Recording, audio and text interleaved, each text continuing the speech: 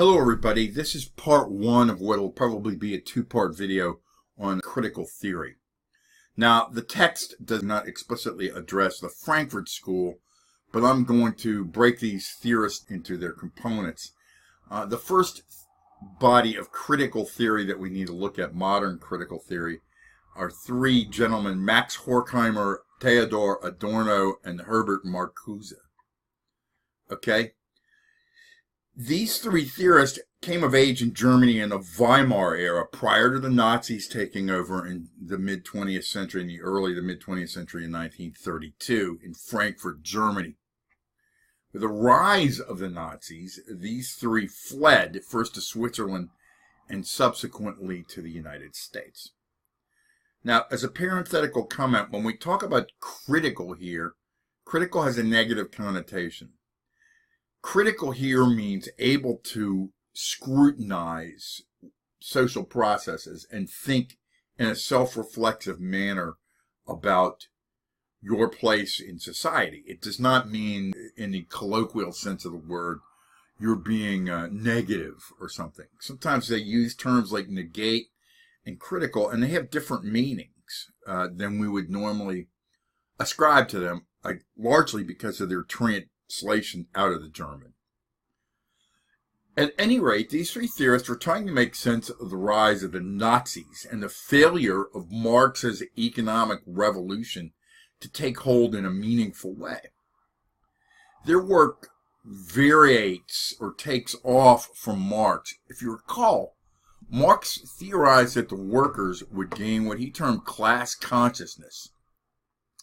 That's when workers collectively gain an awareness of their common interest and of their adversarial relation, if you remember, to owners or the bourgeoisie. But Horkheimer and his colleagues, Adorno and Marcuse, with a realization that the workers could be divided, misinformed, and manipulated, saw that, and these are Horkheimer's words, the situation of the proletariat is no guarantee of correct knowledge. This awareness, parenthetically, class consciousness, we're talking here, is prevented from becoming a social force, parenthetically, that is, from the workers collectively realizing that their lot in life is not good and banding together to revolt against the owners. So, Horkheimer and the Frankfurt School turned away from Marx's view of historical materialism. Recall from reading about Marx that he thought that the independent variable that drove all social change was the economy. Materialism here meaning how humans extract their material needs from the environment. Marx thought that the economic material model, remember here that materialism equals the economy of a particular era, occurred and was the determining force, the independent variable, if you're thinking in terms of methods, for all social change. When economic situations or material arrangements or how resources are allocated, these all mean the same thing here, became unequal, that is, when the material resources were unequally distributed in a particular historical era, then there would be some upheaval, a revolution. Now, without going into it too much, Marx was in direct conflict with Georg Hegel. Hegel, in opposition to Marx, thought that ideas or beliefs were the essence of reality. This essence lied not in material arrangements, but in structures of ideas. Consciousness becomes distorted. Individuals had to be able to negate or resist the idea that there was some objective truth out there. Because of this changing characteristic of domination, humans had lost their capacity to negate or critique the status quo. Thus, we are condemned, according to Horkheimer and his associates, to be manipulated by it. So the Frankfurt School was a critique of what we call 20th century. What does that mean? Well, for this group of theorists, spearheaded by Horkheimer, there was a distinction between different kinds of reason. We tend to think of reason, that's unreasonable, or you're reasonable. That's a perfectly reasonable thing, right? But if you think about the meaning of that word for a minute, it'll become clearer that we are unclear about exactly what that means. So we think of reason as a capacity to come to rational means and conclusions. Remember rationality from chapter 1. Horkheimer, though, made a distinction between subjective reason, the adequacy of a process. Subjective reason does not concern itself with whether or not the end or the result or effect of a process is good or it's just or ethical, or whether or not it results in the most good for the most people. This is coupled with technological rationality, a scientific approach to all human endeavor. Note that this is not explicitly anti-science. They were concerned with the outcomes of science. Science can be used to grow the highest yield of crops and feed the highest number of people, or it can be used to come up with the most effective way to mass murder the maximum number of people. Remember, these gentlemen were fleeing the Nazis, and so they were aware of the extermination camps in Germany. So technological rationality was dangerous in that it represented a view of the world characterized by conformity, efficiency, convenience, and profit. This extends to everything, not only production, but every part of culture, including entertainment, which we'll talk about in a moment. This technological rationality was contrasted with individualistic rationality. In effect, that is the Frankfurt School's answer or punchline to the concept of alienation that Marx and Weber talk about. Individualistic rationality is a critical attitude that derives freedom of action from unrestricted liberty of thought.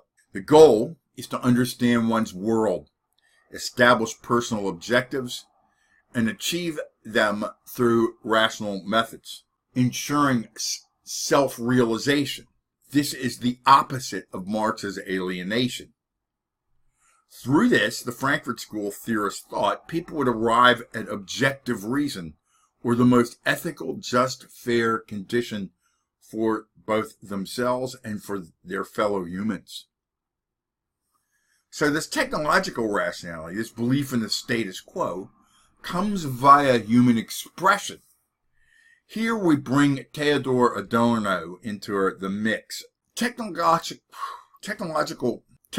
rationality is taken for granted.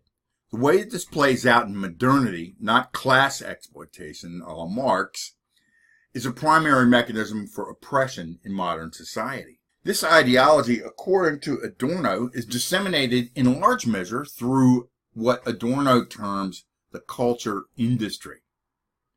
All mass culture products, music, television, advertisements. Everything is standardized in what Adorno calls pseudo-individualization. We look like we're getting a choice, but we're not really. The music we listen is designed to sell advertising, as is the television, our participation on social media, our consumption of news, movies, any number of ways that we are communicated with through art, entertainment, and increasingly news and information. So Adorno was an interesting fellow. I personally have been reading Adorno as both a professional musician and a sociologist. I've been reading Adorno on and off for years, about 20 or 30 years, before I came to kind of a distillation of his ideas.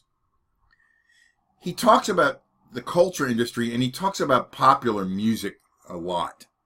But he fell afield when he tried to identify the kinds of music that are part of this culture industry.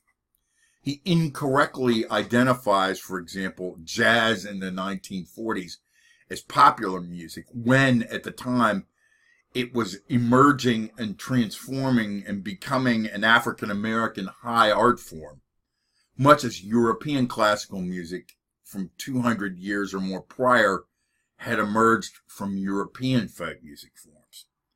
See, he was off base, right, in a manner. But his insight that music had been co-opted into means of cultural production to sell products and advertisements bears out some reality. Under scrutiny, there are some parts of this idea that are true. Again, as a professional musician and a sociologist, I've been reading Adorno for about 20 years to try to see what's correct, what is irrelevant, and what we might use. That advertising is the tail that wags the dog doesn't just apply to popular music, though. But Adorno talks about music a lot. There are authentic musical forms that have come up from the folk, to use their terms, and they have been co-opted into advertising forms. Take hip-hop, for example. You see hip-hop music soundtracks advertising cake ads, right? Below, I'm going to provide at the end of this video a link to some other videos I think are interesting and might make. I'll provide a link, first of all, to Public Enemy's It Takes a Nation of Millions to Hold Us Back in the links below.